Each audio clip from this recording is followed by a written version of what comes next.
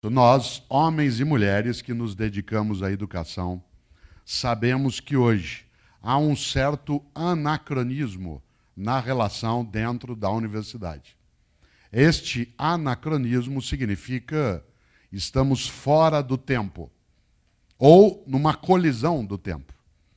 Insisto, aquilo que foi levantado ontem aqui na abertura e hoje também de manhã. Nós vivemos um mundo hoje em que há uma veloz mudança nos modos de fazer, de pensar, de atuar.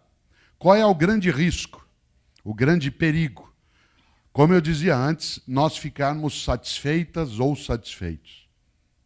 A satisfação paralisa, adormece e entorpece. Há um grande escritor brasileiro, já falecido, chamado Guimarães Rosa, e ele dizia, e é verdade, o animal satisfeito dorme. O animal satisfeito dorme. A satisfação nos conduz a um estado perigoso de tranquilidade. Por isso, numa tarde como hoje, eu queria pensar em algo que eu considero uma virtude. A primeira grande virtude de um professor para uma universidade é que ele tenha o que eu estou chamando de insatisfação positiva. Ou seja, que ele ou ela não se contente em saber apenas o que já sabe, em ensinar apenas no modo como já ensina, em formar na maneira como forma. Um dos meus filhos, que tem 35 anos, quando ele tinha 18 anos de idade, ele um dia estava em casa ouvindo no quarto dele um rap, uma música norte-americana. Eu gosto de rap, do rhythm and poetry, mas não é qualquer rap que eu gosto. E eu, filho de italiano, na sala ouvia ópera. Quem aqui gosta de ópera sabe que ópera nós ouvimos um pouco mais alto. E o André saiu do quarto dele e veio até a sala para me repreender. Hoje ele gosta de ópera, na época não. Aliás, eu estava ouvindo uma área do Puccini chamada Mio Babino Caro, que é maravilhosa. Aqui, os sacerdotes que já fizeram casamento sabem que é muito comum as noivas escolherem essa área para a hora da bênção das alianças. O que é algo estranho, porque ou a pessoa não entende de ópera, ou ela entende muito de casamento. Porque a área fala de uma menina que vai se matar. E a pessoa pede para que toque no casamento. Não sei se vocês se lembram, é maravilhoso. Mio babino caro, né? Meu papaizinho querido. Aliás, a música ela canta, tende piedade de mim. E a pessoa coloca, de fato, na hora da bênção das alianças, que é uma coisa estranha. Quer ver? Ó.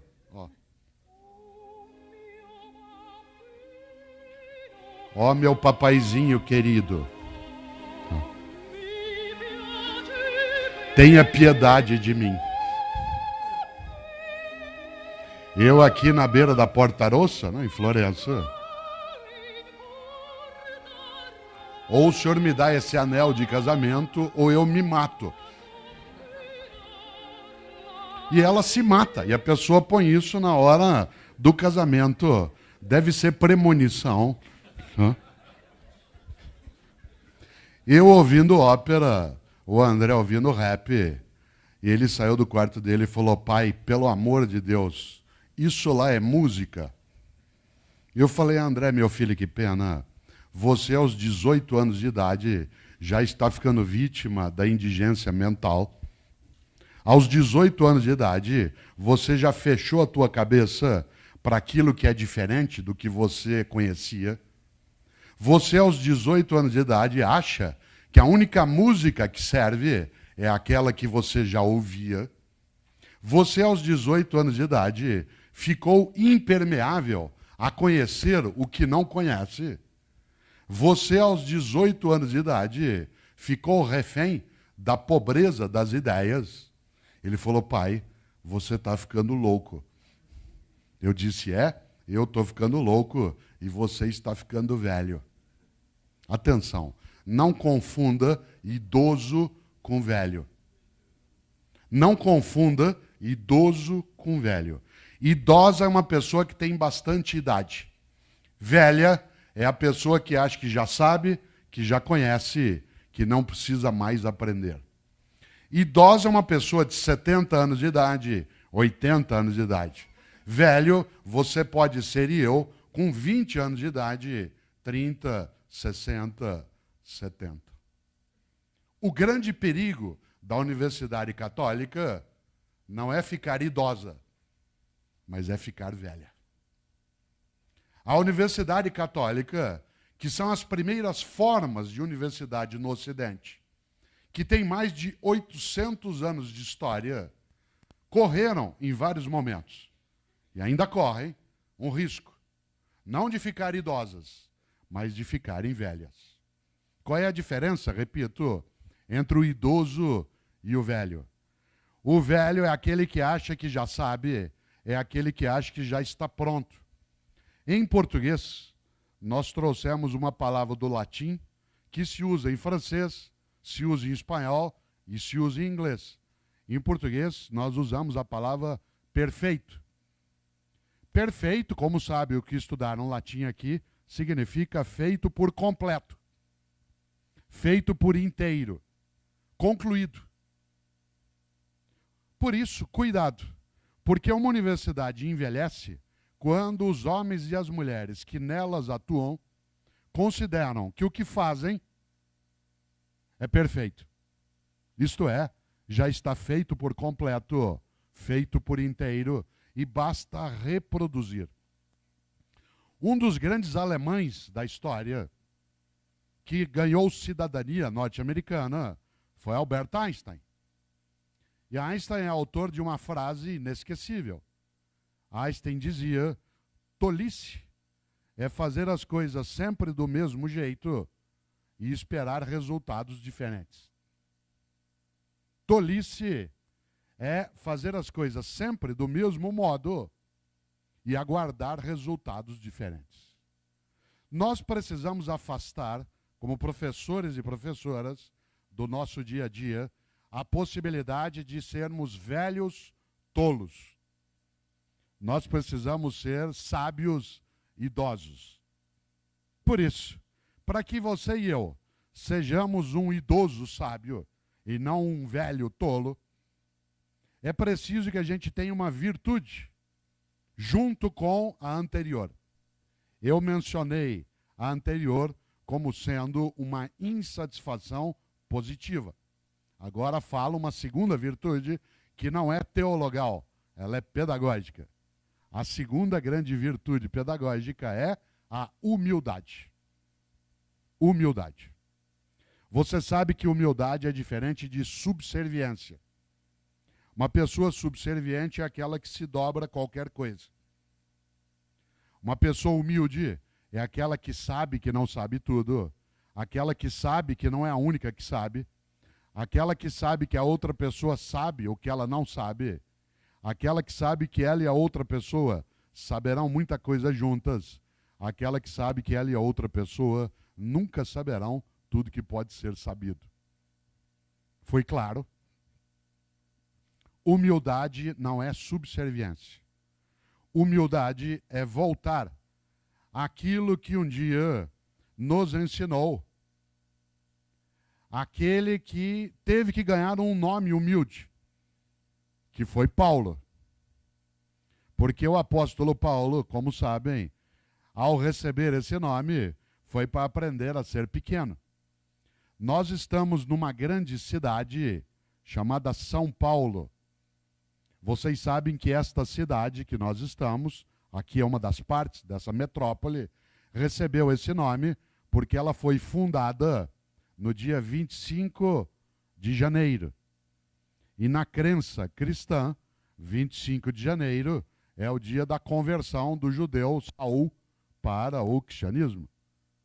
Como os jesuítas fundaram a cidade de São Paulo no dia 25 de janeiro, ela recebeu esse nome. O que é um nome hoje contraditório, porque afinal, Como Paulos, em latim, significa pequeno, a cidade ultrapassou o que ela deveria. Mas ela, na origem, tem algo que nos lembra a educação. Vocês sabem que das 10 maiores cidades do mundo, São Paulo é a única que não nasceu num forte militar. É a única que nasceu numa escola. Das 10 maiores cidades do mundo, a cidade de São Paulo é a única que nasceu numa escola, num colégio, em vez de nascer num forte militar. Isso talvez nos dê algum alento, alguma esperança. Mas, por outro lado, é preciso voltar a uma expectativa, que é a ideia da humildade.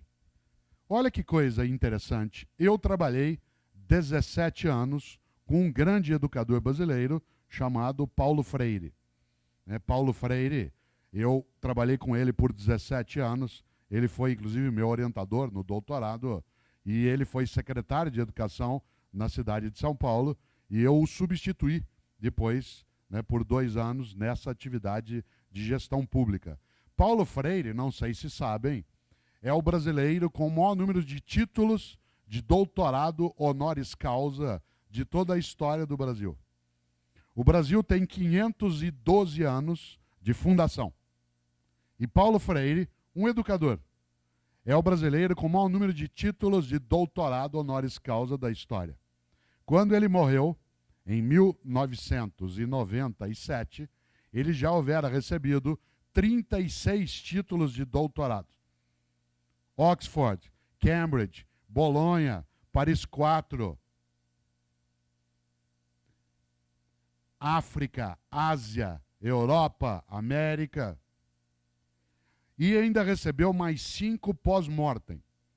Por isso, ele tem 41 títulos de doutorado. Aliás, Paulo Freire sozinho tem mais títulos de doutorado do que os 3 brasileiros que vêm depois dele juntos. E é claro, Paulo Freire tinha uma coincidência. Se chamava Paulus. E Paulo Freire era um homem absolutamente humilde. Jamais subserviente.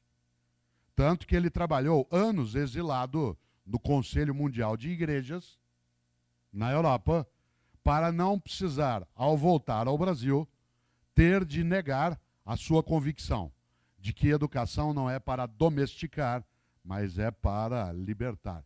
Que educação não é para alienar, mas é para oferecer autonomia. 15 anos de exílio, nem para o enterro, o sepultamento da mãe dele, ele pôde voltar. Era humilde, mas não era subserviente. Por isso, uma universidade católica precisa ser humilde, mas não pode ser subserviente. Humildade para saber que crescemos, mas não pode jamais esquecer a história que carrega, a tradição que comporta, a importância que protege. Humildade, sim. Subserviência, covardia, aquilo que os romanos chamavam de, não sei como seria a tradução agora para os nossos tradutores, mas aquilo que em latim, em italiano se falava de ser pusilânime. Pusilânime. Uma pessoa que é covarde, que é pequena.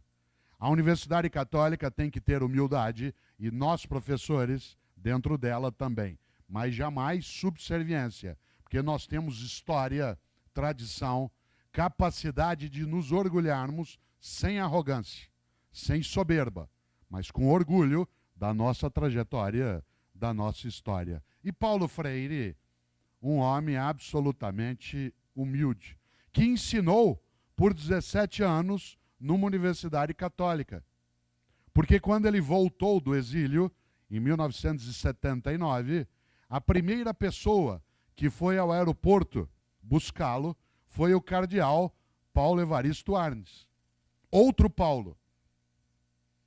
E Dom Paulo Evaristo o recebeu e o levou até a Universidade Católica de São Paulo para que ele pudesse, Paulo Freire, depois de 15 anos de exílio, ser homenageado. E Paulo Freire ficou na Universidade Católica por 17 anos ensinando. Aliás, ele foi recebido no teatro da Universidade Católica em 1979 e o corpo dele foi encomendado nesse mesmo teatro em 1997, quando faleceu. Paulo Freire, olha na minha mão se você puder. Olha na minha mão. Paulo Freire era um homem tão grande que ele sabia que era pequeno para poder crescer. Gente grande de verdade sabe que é pequena e por isso cresce. Gente muito pequena acha que já é grande e o único modo dela crescer é se ela diminuir outra pessoa. Digo de novo. Gente grande de verdade sabe que é pequena e por isso cresce. Gente muito pequena acha que já é grande e o único modo dela crescer é se ela baixar outra pessoa. A Universidade Católica e nós, professores e professoras dentro dela, temos de saber que para sermos grandes, nós temos de nos conhecer pequenos. Isto é, temos a cabeça aberta em relação a um mundo que muda, levarmos essa mudança em conta, mas não nos tornarmos reféns da mudança. Isto é, termos humildade sem subserviência. Claro, nós temos uma história de universidades católicas de mais de 800 anos. Quero introduzir aqui uma distinção daquilo que vem do passado, algumas coisas têm que ser trazidas até hoje. Aquilo que tem que ser protegido, guardado, levado adiante. A gente chama isso de tradição. Tradição é o que vem do passado e precisa ser protegido, guardado, levado adiante. Mas há coisas que vêm do passado que têm que ficar lá no passado. Porque elas são ultrapassadas, elas já não têm mais lugar, elas não fazem mais sentido. A isso nós chamamos de arcaico. Há uma diferença entre o tradicional e o arcaico. O tradicional é o que veio do passado e nós temos que proteger. O arcaico é o que veio do passado e nós temos que descartar, deixar lá.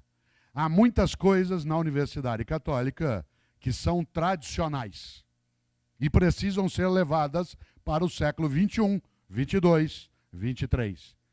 A atenção ao conteúdo, a formação humanista, o relacionamento saudável na convivência, a recusa ao egoísmo, a noção de acolhimento, o desejo de formar pessoas, isso é tradicional. Mas algumas coisas vêm do passado da Universidade Católica e essas coisas são arcaicas. Que é o autoritarismo em vários lugares, o envelhecimento de algumas práticas pedagógicas, a arrogância eventual de professores e professoras que no mundo de mudança insistem na tolice de continuarem como eram. A utilização, às vezes, de conteúdos que não fazem mais sentido no século XXI. Por isso, em cada escola, você e eu, professor e professora, temos de saber fazer uma separação do que veio do passado, o que é tradição e que nós vamos levar adiante, e o que é arcaico que nós vamos deixar no passado. Existe um verbo em alemão, eu não falo alemão, né? Eu conheço algumas coisas em alemão, inclusive porque eu sou avô de alemão, né? Eu sou um opa, né? Porque uma das minhas filhas é casada com um alemão e ela tem um filho, né, que me chama de opa, né? Mas eu não falo alemão, exceto algumas coisas e para xingar o meu genro, né? E um verbo alemão que eu não saberia dizê-lo, mas aqui quem o fala, né, saberia fazê-lo, e ele representa muito bem o que eu quero dizer com isso, né? Que é um verbo que, dito no sotaque brasileiro, ele seria dito aufheben. Aufheben. Que é um verbo em alemão que tem 3 significados ao mesmo tempo. Esse verbo, muito utilizado por Hegel no século XIX, tem 3 sentidos. O primeiro significa negar. O segundo é proteger. O terceiro é elevar. Negar, proteger e elevar. O que eu quero dizer com isso?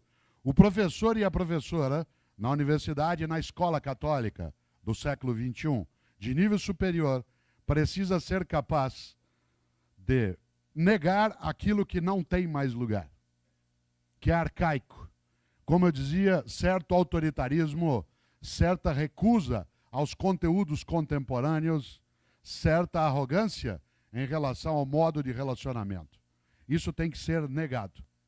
Algumas outras coisas têm que ser protegidas, isto é, guardadas e trazidas do passado com carinho, com cuidado. Atenção humanista, verificação dos conteúdos, a organização de uma escola que faça aquilo que os gregos chamavam de paideia, em vez de apenas dar uma conexão técnica. Uma das coisas, parênteses, que eu admiro na FEI, na faculdade, ou aqui hoje que estamos, né, na Fundação Educacional Inaciana, na sua história, eu fui professor por 16 anos em escolas jesuíticas de nível superior, além da Universidade Católica. Aliás, nesse auditório, há 2, né, que foram meus reitores, o padre Paulo Delbu e o padre Severino Peters, atual presidente. Ambos foram meus reitores. E uma coisa que eu aprendi com os jesuítas, aliás, eu fiz filosofia na tradição jesuítica. Eu fui formado na antiga, aqui no Brasil, mas não velha, antiga Faculdade Nossa Senhora Medianeira. Isso significa que, nesta lógica, uma das coisas que eu admiro no centro universitário é que, embora seja uma estupenda escola de engenharia, ela oferece formação integral em relação à capacidade técnica, à capacidade de caridade, no sentido agápico do termo, da força do pensamento em volta das artes e da intervenção na sociedade. Por isso, volto, para ir amarrando o meu raciocínio. Há coisas que nós negamos, o arcaico. Outras nós protegemos, o atenção ao conteúdo, o papel docente, e outras coisas nós temos que elevar. Isto é, ir adiante. Em outras palavras, não nos contentarmos com os modos como já fizemos as coisas. Aliás, uma das frases que eu mais gosto é de um grande norte-americano, de um grande norte-americano que é ligado ao tempo do consumo e que todos os anos ele disputa quando há eleições nos Estados Unidos para a presidência da República e ele perde todas as eleições. Mas ele não desiste, inclusive porque esse homem, chamado Ralph Nader, ele aprendeu uma coisa: não existe fracasso no erro, o fracasso está na desistência. Você não fracassa quando erra, fracassa quando após ter errado, desiste. E Ralph Nader diz algo especial, ele diz: o verdadeiro líder não forma seguidores, forma outros líderes. Digo de novo, o verdadeiro líder não forma seguidores, forma outros líderes. Porque quando eu formo, como docente, apenas um seguidor, nós ficamos onde já estávamos. Mas quando eu formo alguém que me ultrapassa, eu consigo elevar aquilo que a gente precisa. Por isso, nesses 4 minutos finais desta intervenção original, eu queria trazer à tona 2 reflexões. Aliás, 3 delas. A primeira delas, há um grande português que viveu no Brasil, professora Terres, grande, especial, chamado Antônio Vieira. Antônio Vieira foi um grande padre jesuíta do século XVII. E o padre Antônio Vieira começa um dos seus sermões, ele que foi um grande escritor de sermões, com uma frase que quando a senhora me passou o bilhete, eu me lembrei do padre Antônio Vieira. Porque o padre Antônio Vieira começa o sermão dizendo: peço desculpas a todos, mas não tive tempo para ser breve. Peço desculpas a todos, mas não tive tempo para ser breve. A segunda consideração que eu quero fazer: qual é, de fato, a escola que tenha um professor e uma professora que respeitem a tradição e descartem o arcaico. Aquele que, além de uma insatisfação positiva, tenha humildade, mas especialmente tenha coragem. Coragem. Coragem não é ausência de medo. Coragem é a capacidade de enfrentar o medo. Coragem é a capacidade de iniciativa. Coragem é a capacidade de ir buscar em vez de aguardar. O velho aguarda, o idoso procura. Olha que coisa interessante. Eu quero lembrar algo, e aqui termino, que é uma das ideias que mais me perturba, no bom sentido, que é, na regra dos beneditinos, quando São Bento funda a ordem beneditina, ele faz uma regra, um conjunto de normas. Das regras beneditinas, quem aqui é beneditino sabe disso, a que eu mais aprecio é aquela que deveria se aplicar a todos os professores e professoras de escolas católicas. É a regra 34. A regra 34 dos beneditinos diz: é proibido resmungar. É proibido resmungar. Não é proibido discutir, não é proibido debater, não é proibido discordar. É proibido resmungar. O monge beneditino que resmungar, que murmurar, para usar o latim, ele é colocado fora. O que é resmungar? Resmungar é, em vez de fazer, dizer: alguém tem que fazer alguma coisa. Resmungar é andar pelos corredores dizendo que algo tem de ser feito. Resmunga aquele ou aquela que, em vez de acender uma vela, amaldiçoa a escuridão. O resmungante, e aí eu termino, vou terminar. O resmungante é aquele que não entende o que disse um outro grande beneditino, e essa será a minha última frase, que é um homem do século XVI, um monge beneditino chamado François Rabelais. Para quem gosta de literatura francesa renascentista, François Rabelais, para usar o sotaque francês, tem uma frase que eu vou dizê-la 2 vezes, inclusive para que a nossa tradução fique bem adequada. Rabelais dizia: conheço muitos que não puderam, quando deviam, porque não quiseram, quando podiam. Digo de novo. Conheço muitos que não puderam, quando deviam, porque não quiseram, quando podiam. A gente quer, deve e pode.